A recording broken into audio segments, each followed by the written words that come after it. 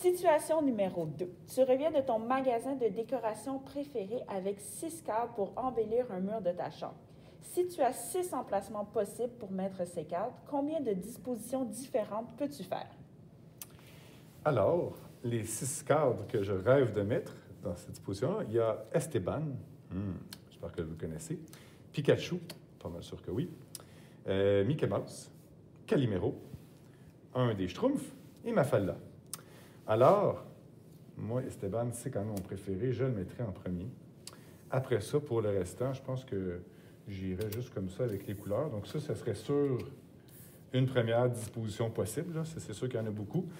Si on inverse ces deux-là, ça fait une deuxième disposition. J'inverse ces deux-là ici, c'est une troisième disposition. Si je remets ceux-là, mais que j'échange ceux-là, ça fait 4.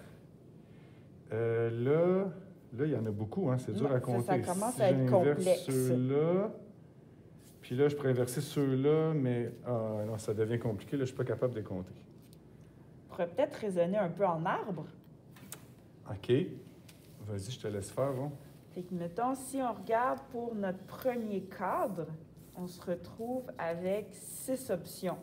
Ah oui, ça c'est bon. OK. Donc, on a 6 choix pour placer le premier cadre. Ouais. Donc, choisis, disons, le Schtroumpf qui va être placé ici. Donc, on avait 6 choix possibles pour le premier emplacement. Oui. Ce qui veut dire que pour l'emplacement à côté, on aurait 5 autres façons possibles de faire. Soit on va placer Mafalda, Esteban, Mickey, Calimero ou Pikachu. Donc, sur notre arbre, en premier, on avait 6 options. Donc, là, maintenant, il y en a... Je vais l'écrire en haut. J'avais 6 options. Et là, maintenant, j'en aurais 5. OK, parfait. Donc là, supposons que dans les 5, je choisis Pikachu. Donc, évidemment, il va en rester seulement 4 après. Donc, j'ai le choix entre ces 4-là. Ça veut dire que dans notre arbre, on continuerait avec 4 options. Supposons que c'est Mafalda ici. Et on va continuer comme ça jusqu'à la fin, dans le fond. Ça veut dire que là, il me reste tout le temps un élément de moins. Donc, il m'en reste 3. Donc, je vais choisir, disons, Esteban.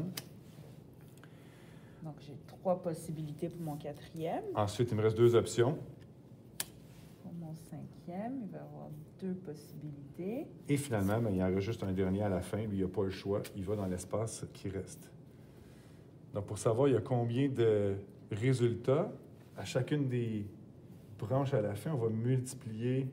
6 possibilités, 5, 4, 3, 2 et 1. Parce que là, on n'a pas pu le dessiner, mais si on avait ici, là, 5 branches, 5 branches, 5 branches, 5 branches, seulement 6 fois, on aurait déjà 30 branches après juste 2 cadres. Donc, 6 fois 5 fois 4 fois 3 fois 2 fois 1. Ce qui donne 720.